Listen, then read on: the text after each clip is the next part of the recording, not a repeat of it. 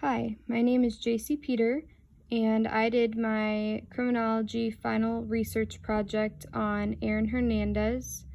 And to start off, I would just like to begin with a video.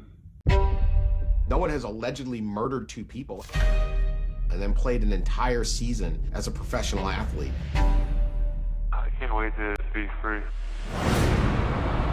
I'm Aaron Hernandez from Bristol, Connecticut. I play at Bristol Central High School. Aaron Hernandez was a different level of athlete. He was kind. He wasn't someone who picked on other kids. He's one of the best players in America. Get him the ball. The Patriots reward him with a $40 million contract. Aaron Hernandez was a ticking time bomb. The why is the story here. He was out to prove something, like a tough guy all the time. He had a second residence. The flop house. He had trouble with drugs, with guns. Aaron was absolutely operating on the edge. New England Patriot Aaron Hernandez was arrested this morning at his residence. Aaron was accused of murdering Odin Lloyd, his future brother-in-law. How can an individual who has everything get involved in something like this? I was the happiest little kid in the world, and you fucked me up. I ain't living with that. You did. I had nobody. What do you think I was gonna do? Become a perfect angel? Aaron was extremely terrified of his father. Violent outbursts were not uncommon in the Hernandez home. Aaron had a history of concussion-related injuries. At the drop of a hat, he became angry and violent. He had everything and threw it all away. We had to hide what we were. He was in such denial. Aaron had reason to fear for his own life. I wanted revenge. None of it makes sense. The story is not just the Aaron Hernandez story. There's a lot of lives affected by this guy. Had to be shocked for all your teammates. Next question. I'm gonna explode.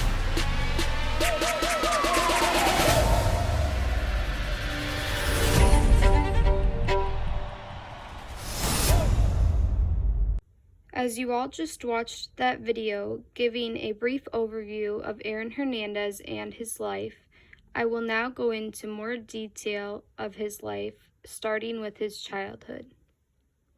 Aaron Joseph Hernandez was born on November 6, 1989 in Bristol, Connecticut. He was the son of Dennis and Terry Hernandez and brother of Dennis Jonathan Jr., or DJ Hernandez. In the early years of Aaron's life, he and DJ were often pushed and pressured to excel, especially at sports, by their father. In a book that DJ Hernandez wrote, called The Truth About Aaron, My Journey to Understand My Brother, he wrote about the abuse that he, Aaron, and Terry experienced from Dennis Hernandez. Oftentimes, the beatings from their father came when their father believed the Hernandez brothers were not trying hard enough in school or sports. Although the boys loved and respected their father, they both lived in constant fear of him. In January 2006, Dennis passed away when Aaron was only 16. Aaron was greatly affected by his father's death and often acted out and rebelled. DJ Hernandez also stated in his book that Aaron was also sexually molested as a child, and explains that a teenage boy in their babysitter's house forced Aaron to perform oral sex on him. This began when Aaron was only 6 and continued for years.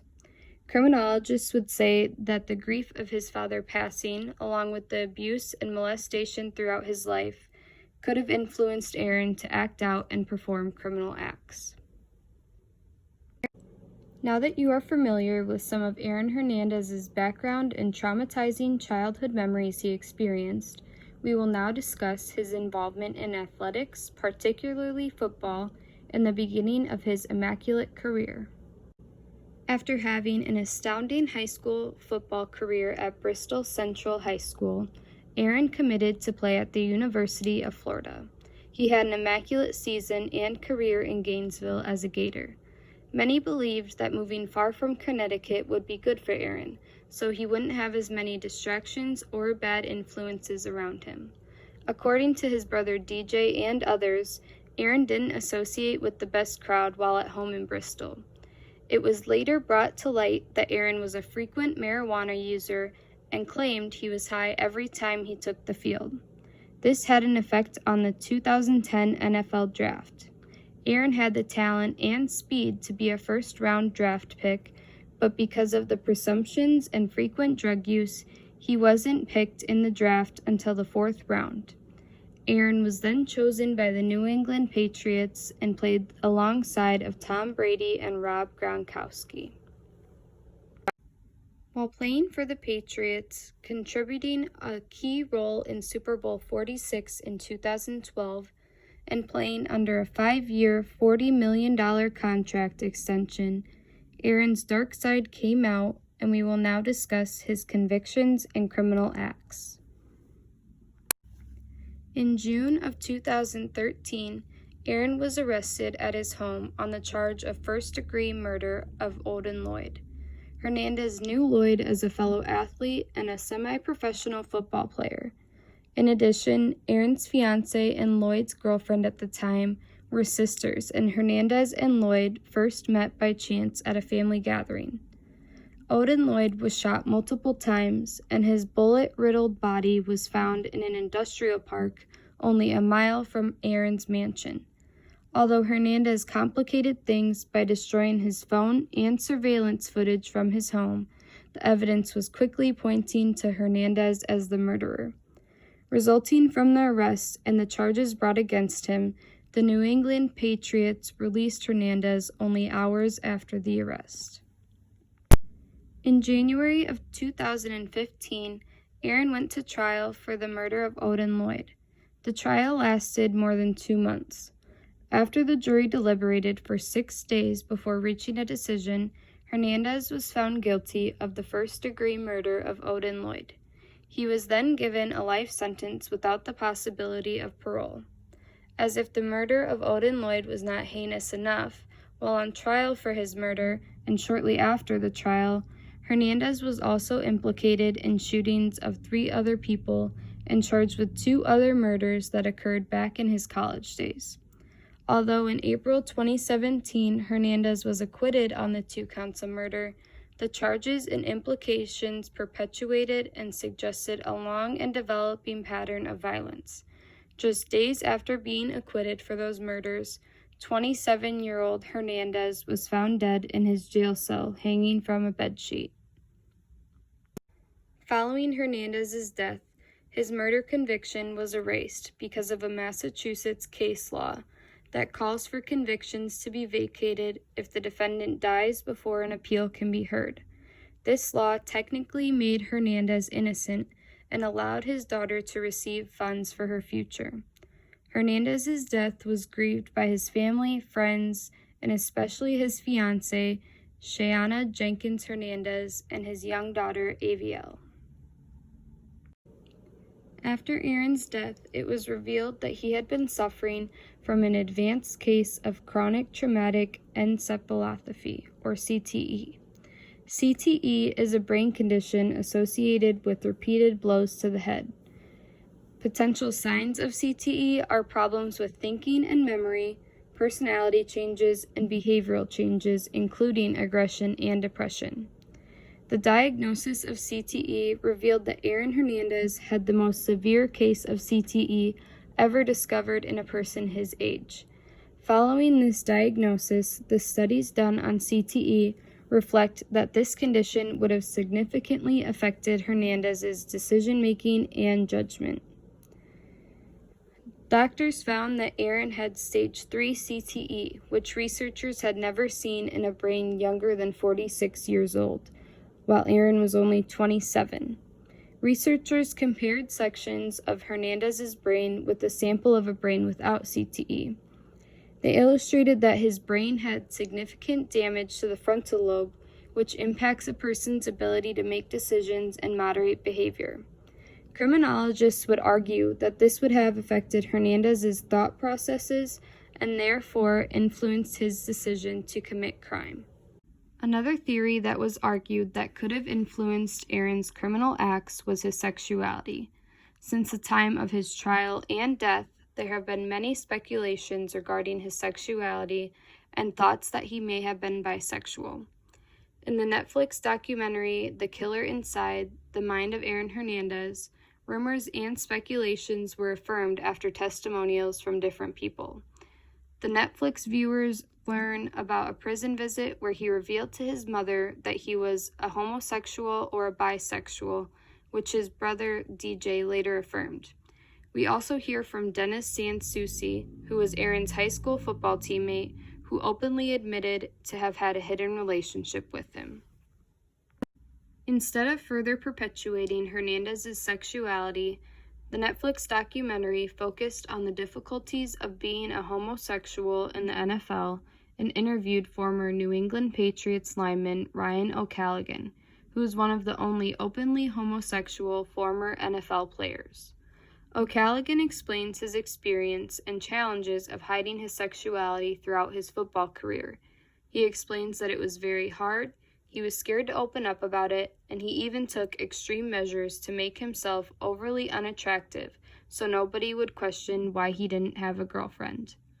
O'Callaghan's experience in dealing with his own sexuality in a very visible franchise and in an organization that is portrayed, advertised, and expected to be stereotypically tough, masculine, and heterosexual, might favor the theory that Hernandez's violent behavior and crime stemmed in part from fear of his own sexuality being revealed and chastised.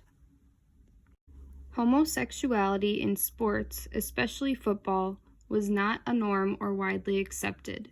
In theory, Hernandez did not want to be seen as different or weak, and his actions and physical appearance reflected that. Aaron had multiple tattoos, an athletic and muscular build, a quick temper that often turned to physical altercations, and a female fiancée. Criminologists would argue that Aaron's mental health and fear of openly coming out about his sexuality could have influenced his performance in crime. Many believe that Odin Lloyd was aware of Hernandez's sexuality and that Hernandez felt threatened by Lloyd's knowledge of this and feared Lloyd would divulge that information, ultimately resulting in Hernandez eliminating this threat by murdering Lloyd. Although there are many theories that could have been a motive for Aaron's criminal acts, many criminologists would argue that Aaron Hernandez's crime possessed multiple criminology theories. First, the general strain theory relates to the idea that strain and stress leads to negative emotions. This would be explained by the strain, pressure, expectations to perform at high levels from football and athletics, as well as emotional stress and strain from past and/or current psychological trauma that influence the negative emotions relating to the murder of Odin Lloyd. The social bonding theory can also be related to Aaron Hernandez. The social bonding theory is a control theory that states that individuals will commit criminal or delinquent acts when their ties or bonds to society are weakened or have broken. This relates to Aaron Hernandez by the focus on his family and childhood. Aaron's father was abusive and controlling, but he was also Aaron's father and hero. Once Dennis Hernandez passed, Aaron had attachment and belief issues, resulting in feeling as if society was against him. Because of this great loss and those weakened bonds, Hernandez was inclined to commit criminal acts. The last theory I'd like to discuss would be the differential association theory. This is defined as the theory that explains that crime is learned from those around you. Criminality is the result of engaging in inappropriate behaviors exhibited by those with whom we interact.